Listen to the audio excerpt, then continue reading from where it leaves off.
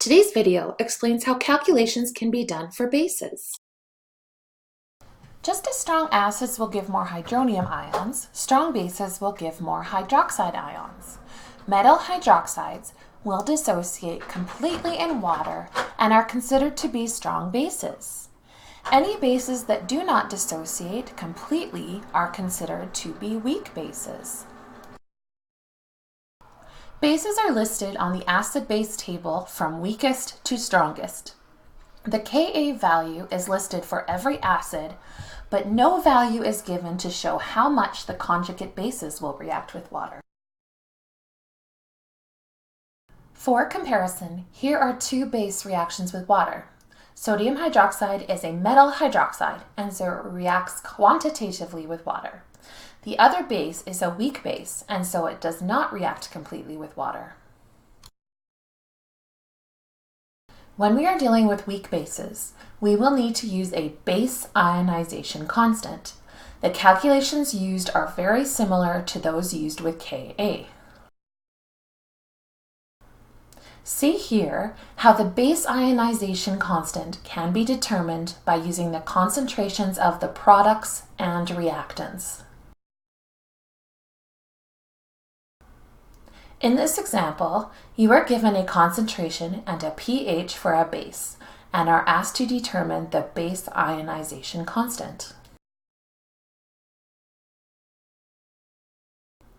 The concentration given is not a molar concentration, so the molar mass needs to be used to convert the value to the proper units. This value is going to give you the initial value for the concentration in your ICE table. The concentration of hydroxide ions can also be determined.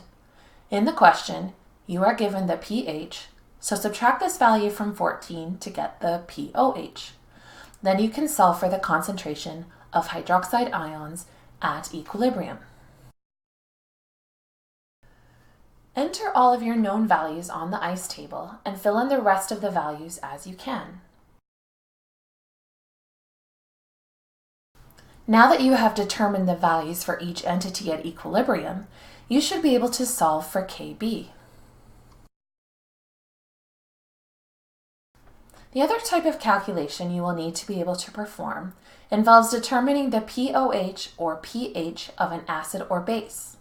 Because the acid-base table does not provide values for Kb, we need a formula to allow us to convert Ka values to Kb values. This is the formula here.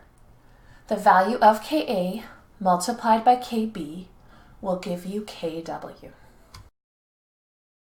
In this example, you are asked to find the concentration of hydroxide ions and the pH of a quinine solution.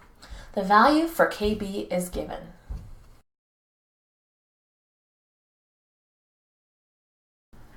Begin with your ICE table. The concentration of quinine is the initial value.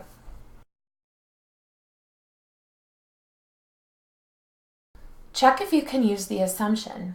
The concentration divided by the Kb value is greater than 1000, so we can assume that the ionization amount for the reactant is negligible. This means that we can solve for X more easily. Algebra is used to solve for X here, which corresponds to the concentration of hydroxide ions. The negative log of the hydroxide ion concentration will give the pOH value. When we subtract the pOH from 14, we will get the pH. Well done! You have finished your 5th of 8 lessons for acid-base chemistry.